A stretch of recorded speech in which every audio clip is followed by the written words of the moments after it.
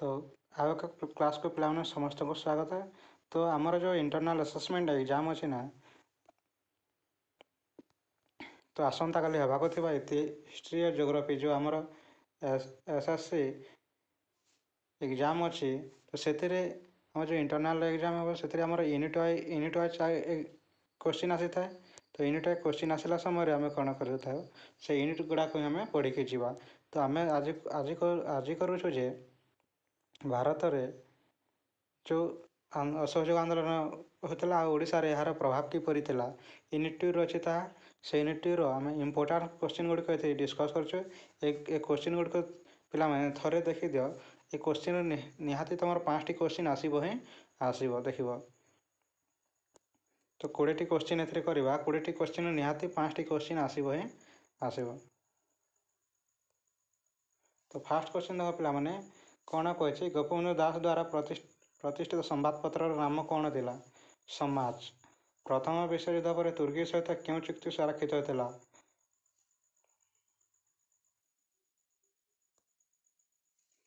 सेवर्स चुक्ति। असहयोग आंदोलन समय जगतसिंहपुर ठारे क्यों आश्रम प्रतिष्ठा कराइला अलक आश्रम। असहयोग आंदोलन समय जगतसिंहपुर ठारे क्यों आश्रम प्रतिष्ठा कराइला अलक आश्रम प्रतिष्ठा कराइला क्यों से। नेक्स्ट क्वेश्चन देख पिला माने जे क्यों अनुष्ठान स्वराज समाचार पत्रिका प्रकाश करुला स्वराज मंदिर। क्यों अनुष्ठान स्वराज मंदिर अनुष्ठान स्वराज समाज पत्रिका प्रकाश करुला। तो नेक्स्ट क्वेश्चन पिला देख 5 नंबर संबलपुर रो मिश्र प्रेस क्यों प्राचीर पत्र छापी 25 टंका जरिमाना देथिला स्वराज संगीत को छापी से 25 टंका इंग्रेज को जरिमाना देवा पड़ता तांको। नेक्स्ट क्वेश्चन पिला देख 6 नंबर मुसलमान मान द्वारा गठन कराइथिबा संगठन को कौन कहला मुस्लिम लीग कह जाउथिला जहाँकि असहयोग आंदोलन रे विशेष सहयोग करि आस्थिला। नेक्स्ट क्वेश्चन पिला देख कहा नेतृत्व में स्वराज मंदिर गठित होता हरिकृष्ण महताब नेतृत्व में स्वराज मंदिर गठित होता। केबे पुरी ठारे विदेशी वस्त्र गुड़िकर अग्निसंयोग करा 1921 मसीहा अगस्ट 3 तारिख दिन पुरी ठारे विदेशी वस्त्र गुड़िकर अग्निसंयोग करा जितेबाला असहयोग आंदोलन चलता इंग्रेज सरकार से असहयोग आंदोलन दोहलाई देता। नेक्स्ट क्वेश्चन पिला देख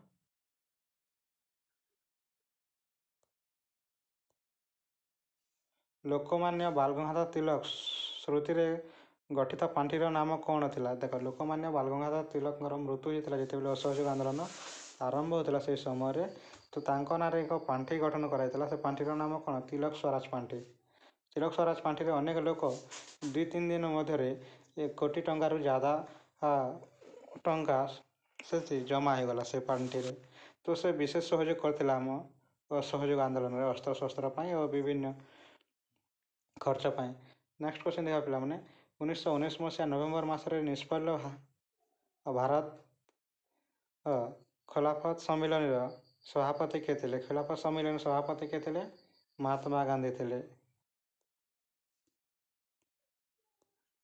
नेक्स्ट क्वेश्चन पिला देख मौलाना अब्दुल कलाम आजाद केबे मरणोत्तर भारत रत्न सम्मान भूषित होते। मौलाना अब्दुल कलाम आजाद को केबे भारत रत्न मिले मैंने 1992 मसीह।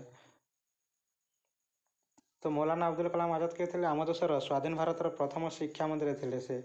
तो नेक्स्ट क्वेश्चन पिला देख 12 नंबर छात्र मान जातीयतावादी शिक्षा देवा निमंते गोपबंधु क्यों विद्यालय प्रतिष्ठा करते सत्यवादी वन विद्यालय। सत्यवादी वन विद्यालय क्यों अच्छी पुरीर साक्षीगोपाल ठारे अच्छी। तो यपरी अनेक क्वेश्चन गुड़िक आम सर्ट क्वेश्चन देखा जेहेतु सर्ट क्वेश्चन रे आमर आसो पे सब इंपोर्टाट क्वेश्चन गुड़िक यहाँ तुम थे देखी नि और थे खातार पार्छ लिखी भी नि जेहेतु काली एग्जाम अच्छी तो आम सबको टी रिविजन करदेवा तो ये पे जिते आम यूट्यूब कौन कर सब खोजुचु जे आम कौटी तार आंसर अच्छी कौटी आंसर अच्छी कौटा ठीक पड़ो कौटा ठीक आज जो एग्जाम देल पे से कौन ठीक आसला विज्ञान देल ठीक आसला कि इंग्राजी देल ठीक आसला के यूट्यूबर मैंने कहते आसला कि से तुम मनोभ्रम अच्छी आम सीधा कौन करवा यूनिट्र थिबा सर्ट क्वेश्चन गुड़िक ही पढ़ी जावा से जे प्रकार क्वेश्चन आसीपार ताक आम समाधान करिपरिबा। तो ସେଥିରେ ଆମେ କ'ଣ କୌଣସି ସେଇ କୋଶ୍ଚିନ୍କୁ ଦେଖିକି ସେଥିରୁ ଉତ୍ତର କରିକି ଯିବା କି ଉତ୍ତର ଆଜି ଆସିଲା କି ତ ସେଥିରେ ହିଁ ତୁମେ କାଲି ଗୋଟେ ଦିନ ଟାଇମ୍ ପାସ୍ କରିଦେଲ କିଛି ପଢ଼ିପାରିଲନି କୋଶ୍ଚିନ୍ ଆସିବ ଆନ୍ସର୍ କହିବ ଆନ୍ସର୍ ଆସିବ ବୋଲିକି ତାପରେ ସେମିତି ଯାଇକି ଏକ୍ଜାମ୍ ଦେଲ। ତ ଦେଖ ପିଲାମାନେ ନେକ୍ସଟ କୋଶ୍ଚିନ୍ ଗୁଡ଼ିକ ଯିବା। ନେକ୍ସଟ କୋଶ୍ଚିନ୍ ଇଂରେଜ ସରକାରଙ୍କ ବିରୋଧରେ ଗାନ୍ଧିଜୀଙ୍କ ଦ୍ୱାରା ପରିଚାଳିତ ପ୍ରଥମ ଗଣ ଆନ୍ଦୋଳନର ନାମ କ'ଣ ଥିଲା ପିଲାମାନେ?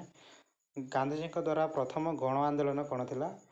ଅସହଯୋଗ ଆନ୍ଦୋଳନ ଗାନ୍ଧିଜୀଙ୍କ ଦ୍ୱାରା। ଗାନ୍ଧିଜୀ କେଉଁ ଆନ୍ଦୋଳନ ପ୍ରଥମ କରିଥିଲେ? ଚମ୍ପାରଣ ଆନ୍ଦୋଳନ ପ୍ରଥମେ କରିଥିଲେ।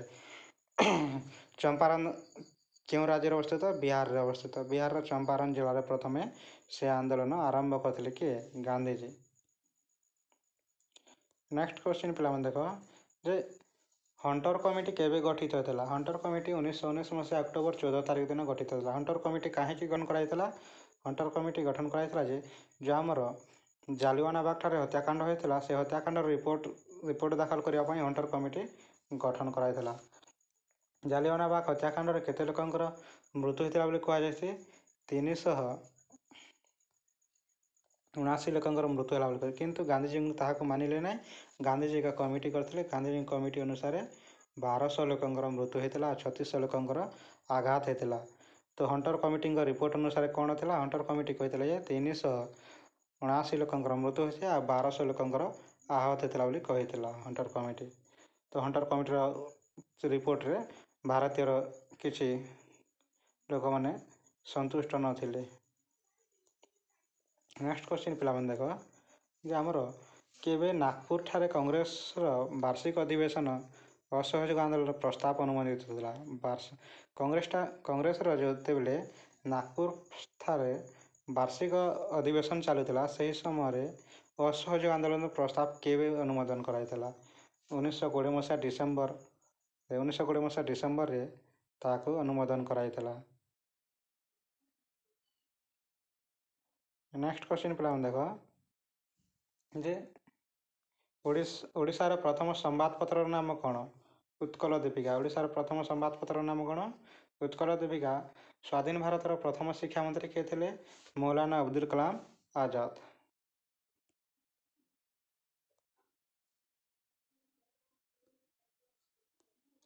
ନେକ୍ସଟ କ୍ୱେଶ୍ଚିନ୍ ପିଲାମାନେ ଦେଖ ଅସହଯୋଗ ଆନ୍ଦୋଳନ ସମୟରେ ଗୋପବନ୍ଧୁ ଦାସଙ୍କୁ କେଉଁ ଜେଲକୁ ପଠାଇ ଦିଆଯାଇଥିଲା? ହଜାରିବାଗ ଜେଲକୁ ପଠାଇ ଦିଆଯାଇଥିଲା। ଖଲିଫା ବ୍ୟବସ୍ଥାର ଉଚ୍ଛେଦ କେବେ କରାଯାଇଥିଲା? ଖଲିଫା ବ୍ୟବସ୍ଥାର ଉଚ୍ଛେଦ 1922 ମସିହାରେ କରାଯାଇଥିଲା। ନେକ୍ସଟ କ୍ୱେଶ୍ଚିନ୍ ପିଲାମାନେ ଦେଖ ଅସହଯୋଗ ଆନ୍ଦୋଳନ ସମୟରେ କନିକାର ରାଜା କିଏ ଥିଲେ? ରାଜେନ୍ଦ୍ର ନାରାୟଣ ଭଞ୍ଜଦେବ ଥିଲେ କନିକାର ରାଜା। ପିଲାମାନେ ଏଥିରେ ଆମେ ଦେଖିଲୁ ଗୋଟେ ଶବ୍ଦରେ ଉତ୍ତର ଲେଖିବାର କେତେକ 20ଟି କ୍ୱେଶ୍ଚିନ୍ କଲୁ। ସେ 20ଟି କ୍ୱେଶ୍ଚିନ୍ରୁ ନିହାତି ତୁମମାନଙ୍କର 3ଟି କ୍ୱେଶ୍ଚିନ୍ ଆସିବ ହିଁ ଆସିବ ପିଲାମାନେ ଦେଖିବ। ତ ସେଥିରୁ ଅନେକ ଗୁଡ଼ିଏ କ୍ୱେଶ୍ଚିନ୍ ଗୁଡ଼ିକ ତିଆରି କରିଛି। ତ ସେଇ କ୍ୱେଶ୍ଚିନ୍ ଗୁଡ଼ିକ ମଧ୍ୟ ତୁମେ ନିଜେ ଆହୁରି ଏଥିରୁ ଅନେକ ଗୁଡ଼ିଏ କ୍ୱେଶ୍ଚିନ୍ ନିଜେ ମଧ୍ୟ ତିଆରି କରିବ ଆଉ ଯିବ। ତୁମେମାନେ କୌଣସି ୟୁଟ୍ୟୁବରେ ଆସୁଥିବା କ୍ୱେଶ୍ଚିନ୍ ଆନ୍ସର୍କୁ ଅପେକ୍ଷା କରିକି ତୁମର ପଢ଼ିବା କିଛି ରିଭିଜନ୍ କରୁଛ ନା ସେ ରିଭିଜନ୍କୁ ବନ୍ଦ କରନି ପିଲାମାନେ ରିଭିଜନ୍ କରିଚାଲ ସେସବୁକୁ।